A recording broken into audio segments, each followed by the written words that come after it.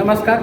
Myself Akshay Padwalkar, and topic for today's video is various provisions regarding maintenance of public order and tranquility. Actually, the concept of public order, maintenance of public order and tranquility is not expressly or specifically defined in any statute. However, under Section 31 of Police Act 1861, these sections indirectly defined this concept by requiring maintenance of public order at public places, and such order should, this section requires that such order should not be obstructed by any assemblies or any processions.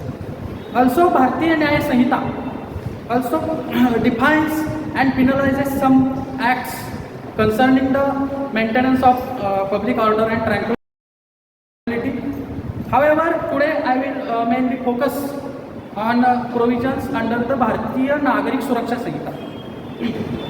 Chapter 11 of Bharatiya Nagarik Suraksha Sanhita, under the heading of maintenance of public order and tranquility, consists of from section 148 to section 167.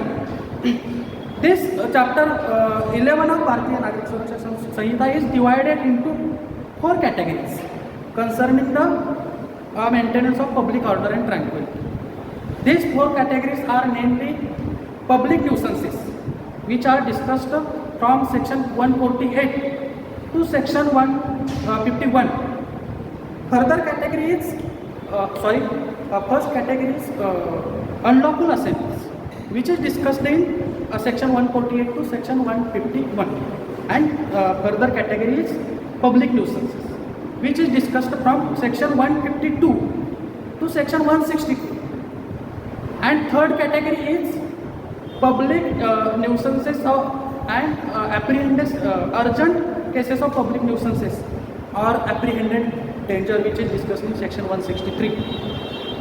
And last category is disputes as to immovable property.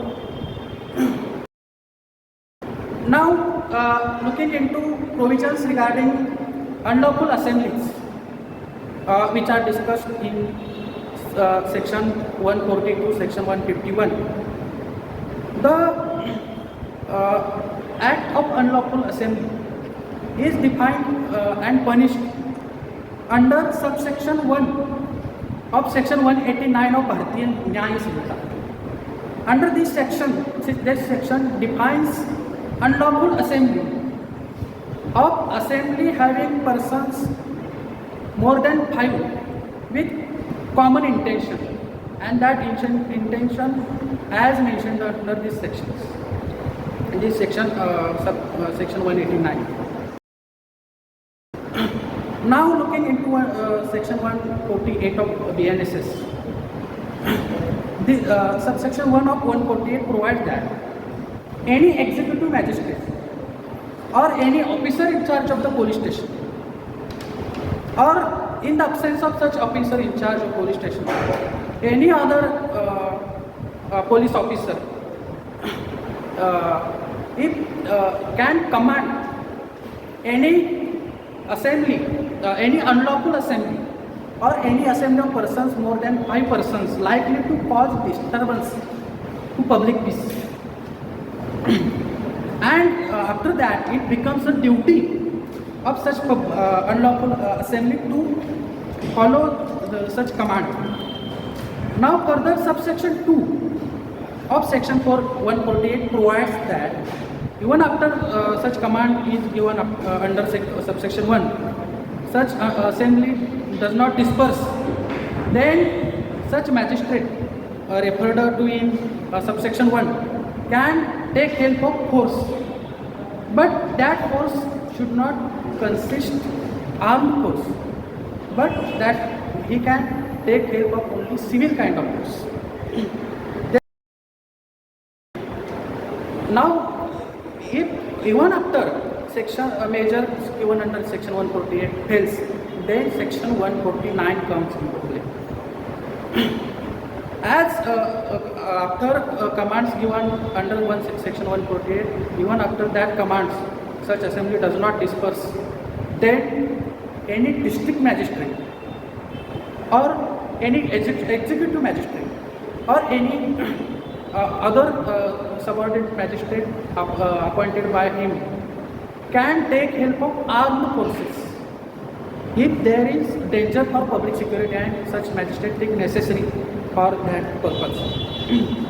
Further, subsection 2 of section 149 provides that such district magistrate or executive magistrate can give direction to commanding officer of the armed forces to confine or arrest any person belonging to such assembly or to punish such person according to law. But it is the duty of such commanding officer to use as little force or to do as little injury as consistent with to disperse such assembly. Now moving forward on section 150, which gives certain powers to commanding officer of armed forces. When it becomes necessary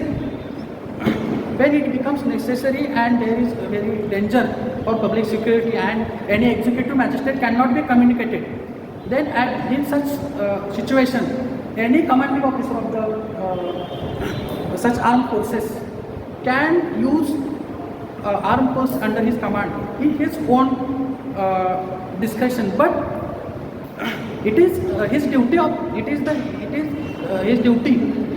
to communicate concerning magistrate when it becomes practicable, and further he should ask that concerning magistrate whether such action under section 150 should be continued or not.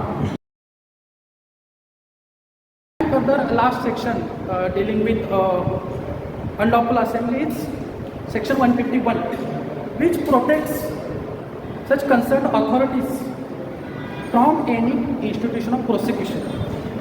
For example, any magistrate doing any exercising any power under section 148, section 149 or section 150 is protected from institution of any prosecution. Also, any commanding officer of the armed forces is also protected if he does any act under section 150.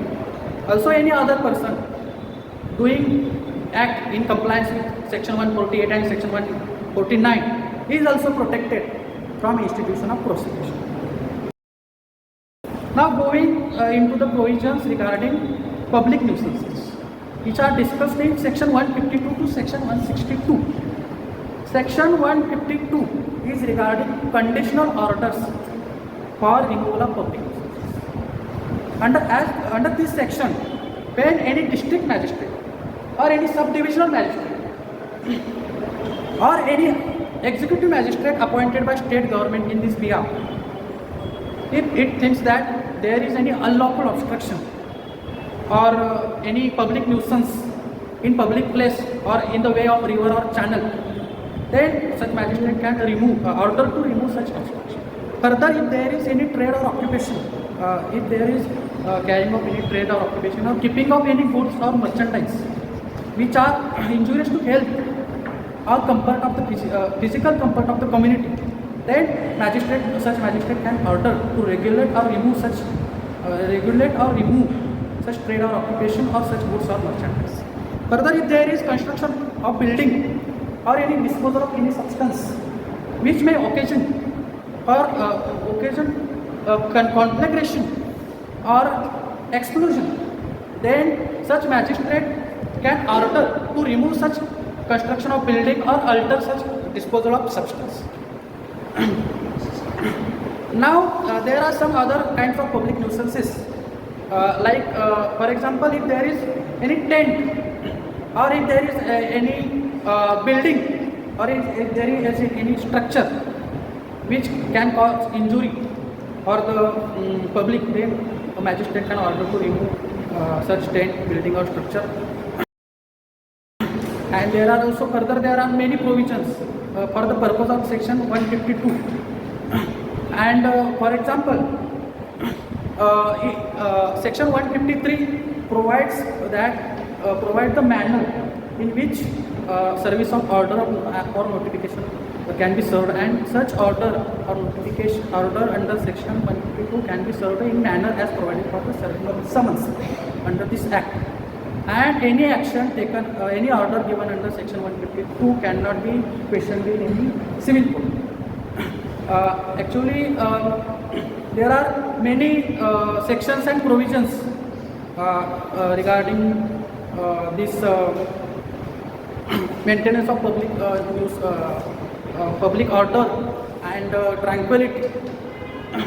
But due to limitation of time, I cannot try to explain all these provisions. But I think till whatever I have tried to explain, I think you maybe understood all these things. Thank you.